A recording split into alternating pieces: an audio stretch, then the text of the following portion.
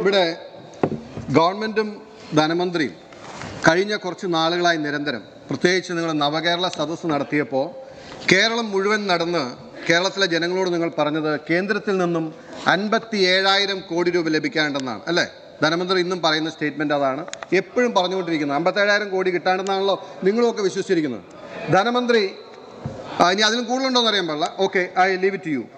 ധനമന്ത്രി 12/7/2023 കേന്ദ്ര ധനമന്ത്രിക്ക് അയച്ച കത്താണ്.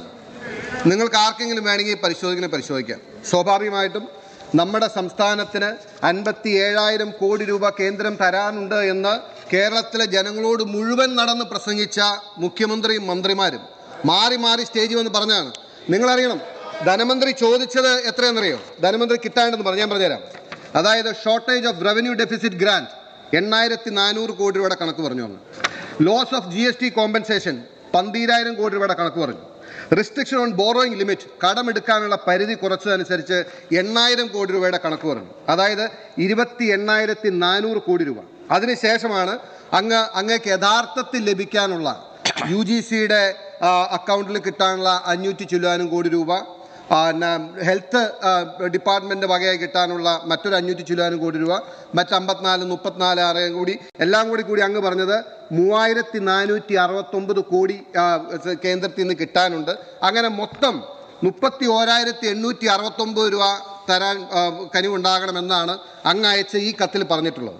ഇതിനകത്ത് അങ്ങ് ആദ്യം പറഞ്ഞ് 31,000 കോടിയിൽ 28,400 കോടി എന്ന് പറയുന്നത് നമ്മൾ നല്ല സാധാരണ നമ്മൾ ലഘുവായ ഇംഗ്ലീഷിൽ പറയും വിഷ് ലിസ്റ്റ് എന്ന് പറയും. നമ്മൾ ആഗ്രഹിക്കുന്ന പൈസ, നമ്മൾ യാചിക്കുന്ന പൈസ, നമ്മൾ കരുണയായി ചോദിക്കുന്ന പൈസ.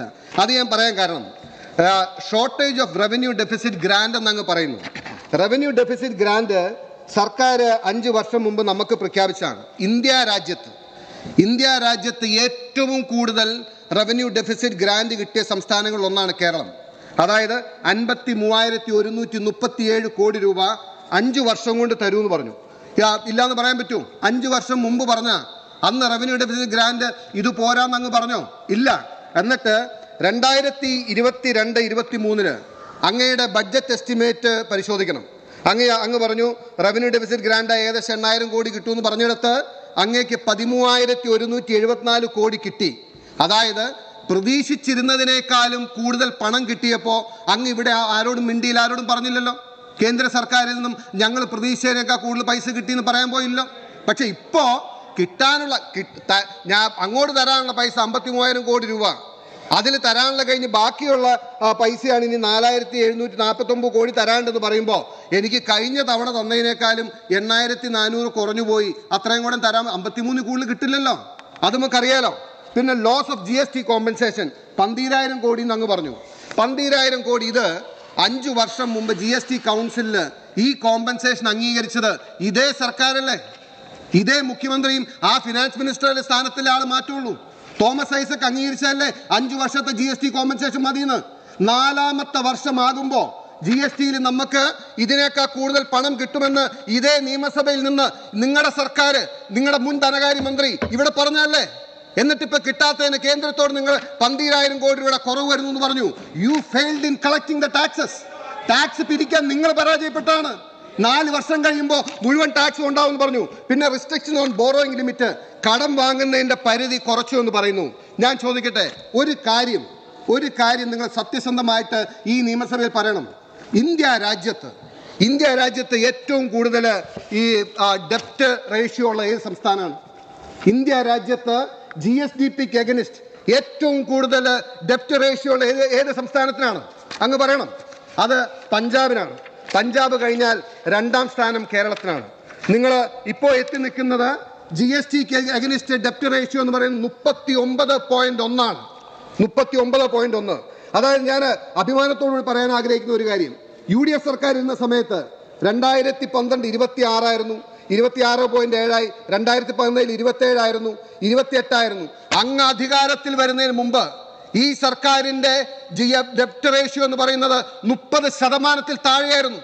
അങ്ങ് 7 വർഷം ഭരിച്ചു കഴിയുമ്പോൾ ഇന്ന് ഇന്ത്യ രാജ്യത്തെ ഏറ്റവും വലിയ ഡെപ്റ്റ് റേഷ്യോ, ഏറ്റവും വലിയ കടബാധ്യതയുള്ള സംസ്ഥാനമായി വൺ ഓഫ് ദ സ്റ്റേറ്റായി കേരളം നിൽക്കുകയാണ്. 39.1. എന്നിട്ട് പറയാണ് ഇനിയും കടമെടുക്കാനുള്ള അനുമതി തരണമെന്ന്. ഇനി ബോറോയിങ് ലിമിറ്റിൽ എവിടെയാണ് സാർ കുറവ് വരുത്തിയത്? 3% എന്ന് പറയുന്നത് ഈ രാജ്യത്തെ FRBM ആക്ട് പ്രകാരം ഈ രാജ്യത്തെ എല്ലാ സംസ്ഥാനങ്ങളും അംഗീകരിച്ച കാര്യം.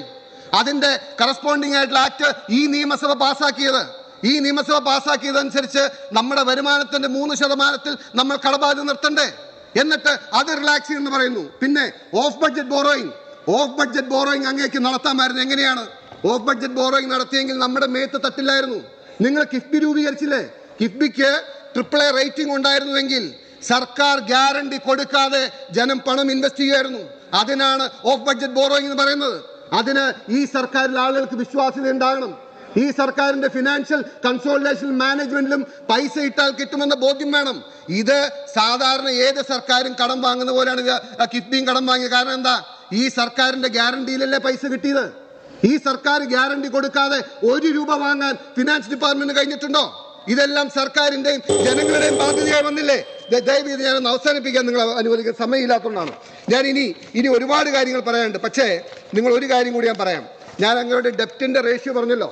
നമ്മുടെ ചുറ്റുമുള്ള സംസ്ഥാനങ്ങളുടെ റേഷ്യോ അങ്ങനെ അറിയുന്നത് നല്ലതാണ്. നമ്മളെക്കാളും താഴെ നിൽക്കുന്ന, നമ്മളെക്കാളും താഴെ നിന്ന് നമ്മൾ സ്വയം അഹങ്കരിച്ച് പറയുന്ന, അതായത് ആന്ധ്രാപ്രദേശിന്റെ 32.8 തമിഴ്നാടിന്റെ 27.7 കർണാടകയുടെ 27.5 തെലുങ്കാനയുടെ 25.3 അവരവിടെ നിൽക്കുമ്പോഴാണ് സാർ നമ്മൾ 39.1 നിന്നിട്ട് ഇനിയും കടമെടുക്കാൻ ഞങ്ങൾക്ക് അനുമതി തരണമെന്ന് പറയുന്നത്. എന്നിട്ട് കേന്ദ്ര സർക്കാരിന് നിങ്ങൾ നാക്കിനാൽ കുറ്റം പറയാൻ പറയില്ല. പക്ഷേ ഈ സർക്കാർ പിരിച്ചെടുക്കാനുള്ള പൈസ എത്രയുണ്ടെന്ന് അങ്ങ് ഈ സർക്കാരിനോ ഇവിടുത്തെ ഈ നിയമസഭയോടോ ജനങ്ങളോടോ ഒന്ന് പറയാൻ തയ്യാറാവണ്ടേ? ഇനി കേന്ദ്ര സർക്കാരിന്റെ പോട്ടെ,